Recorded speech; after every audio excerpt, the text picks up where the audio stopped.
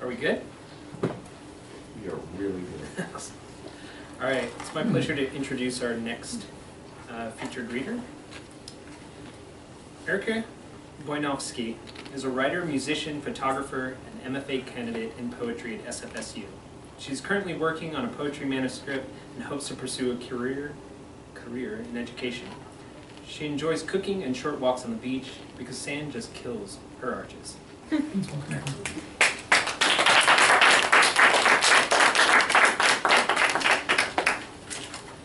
everyone.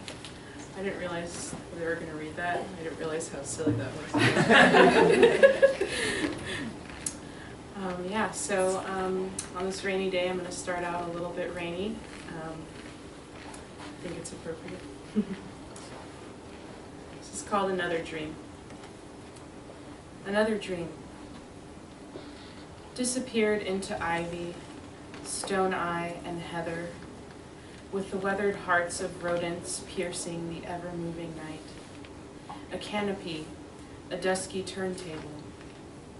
Arms, the weight of them, 2 ermines wrapped around my person, a warmth like exactly 17 inches from a range-top burner, like sun gloves, like being, like standing on your porch pretending the rain is doing your bidding, downpour, sprinkle, sideways spit.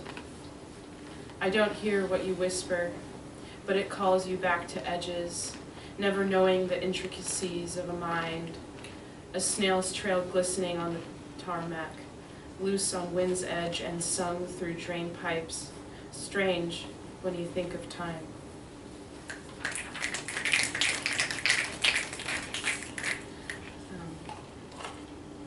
Thank you for the whiskey. Thank you for the whiskey. Now I tie your shadow into knots to hide inside a safety deposit box, so that when we are gone, someone might know. There was a gilded hinge on the back of your skull, let in light, let in dark. I tried to use the purple stains beneath your eyes as blankets and imagine your sturdiness as a tree, droll, sharp-eyed, lethargic verse rolling around like an angry sea of mouthwash, astringent and minty, our futures scuffed up. And for all that wandering, all these dusky breaths, what was left with us? What moments drawl and serenade a parking lot of glass fractures?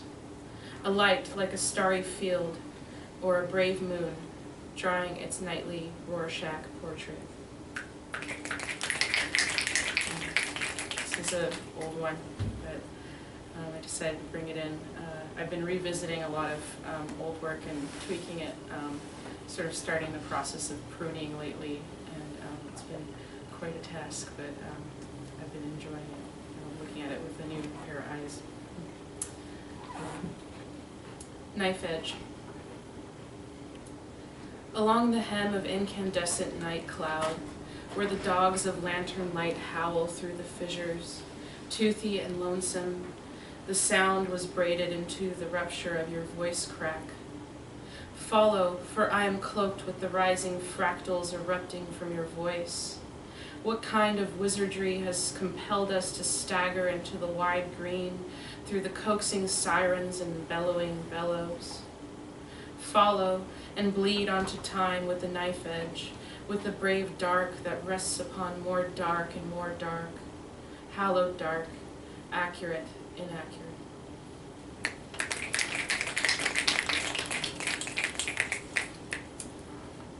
This one's untitled. The stippled air settles into skin, requiem in muted purple. The moon is a smear of paint or a misprinted orb. Breath weaves itself across a blue-drunk dawn, lonely in its feverish conception. You can feel the blood pulsing inside your lip like a swarm of ants. In the cavernous fog, you grip the latent edge of sound, early Doppler rain slick, shrouded whisper of bird feet, stalagmites are played by the wind, an infinite chime that rings out in the dark, impromptu xylophone.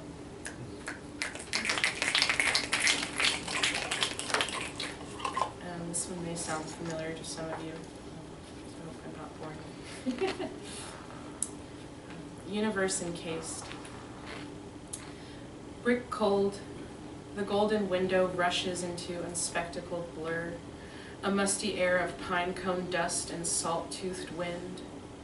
Vicious water echo, stilt walk, pray to groomed clouds and drop our whims. Silver steam rises around the loose mumble of a dragon, or the same everyday gray every day. And in the silken corridor, the bated light spills softly. Shadows peer from ominous, perilous, paramount, a mountain of diaphanous light. What word would be your mountain? What singe of refraction coats every edge? A precipice, brooded for 1,000 years and cut, glinting talon, a spired metaphor, a sleep splinter. How am I doing on time? I'm doing okay. Fantastic. This is one I wrote yesterday, actually, so I'm going to try it. It's called I'll Let You Know When I Get There. 1. Was there a moment when you just knew, or was it like the sudden ceasing of a tuning fork's voice? Is it a mane of darkness, or like watching the world slowly snuffed out from the bottom of a nacreous pool? I would hardly notice. 2. It seems odd that we should continue on up here, while unnamed creatures live in secret blue. If you look inside, are there brass pins and clock wheels, levers and pulleys, all those bloody mechanisms I don't know what to do with? 3. Ache, these black visions whispered as honey, light begins to breathe in these shady dormitories. My hands are 2 gargoyles, awaiting centuries to glide by. I'll let you know when I get there.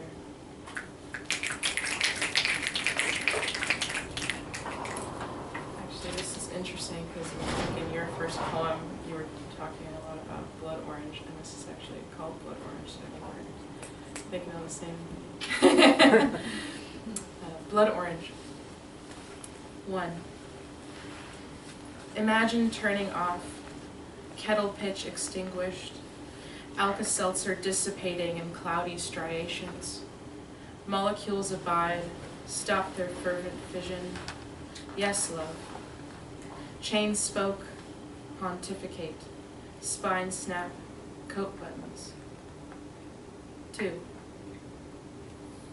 Bravery lives in a voice, a brooding peer in cotton wool fog. Would you lie with me in the eccentric light of chalky wings?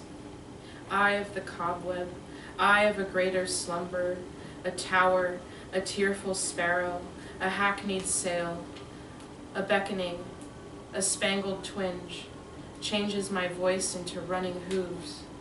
It would behoove you to paint, blood orange, your inquiries into ominous.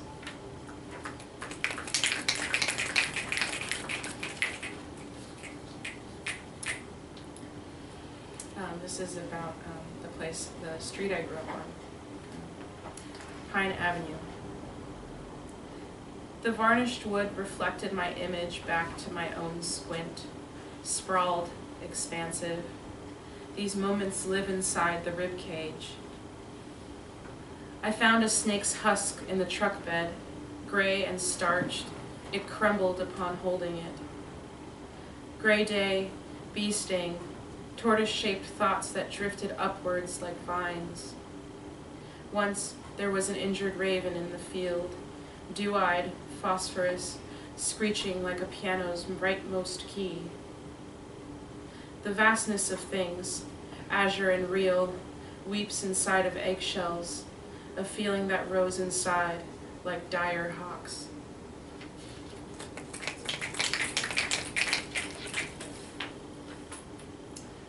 Do one more. This is a filament.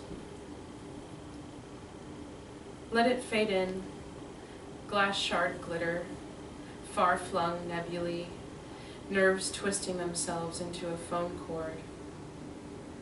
Dark blooms, A croaking branch laments the silence, a dove call breaks it in half. The mind is 1,000,000 sardines held down by a fishing net. Crescendo, crimson, stone kick, fist clench, the tremor of a morning voice. The dead leaf peonies on your doorstep in a dream, and you awake to something that seems to breathe forever.